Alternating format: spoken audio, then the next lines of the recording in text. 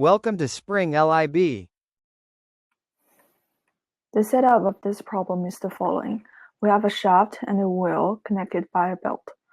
If the belt does not slip, then the linear velocity of the wheel and the shaft should be the same. This is the most important point of this problem. And to compute the velocity of the belt, it is equal to velocity of the shaft and equal to the velocity of the wheel. So we simply use Vs equals omega SRS, where omega s is given as 60 revolution per second, which is equivalent to 60 multiplied by 2 pi radian per second. And Rs is 0.45 centimeters. We need to change it into meters, namely multiplied by 0.01.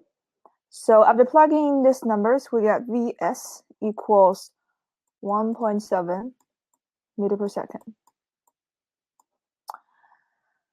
For part B of the problem, we want to find the angular velocity of the wheel, which is velocity of the wheel divided by its radius.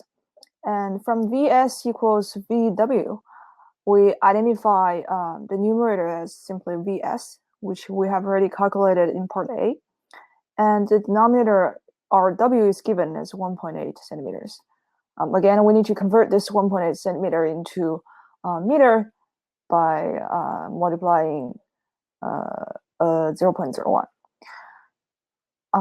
Okay, then calculation gives omega wheel equals 92.25 radian per second.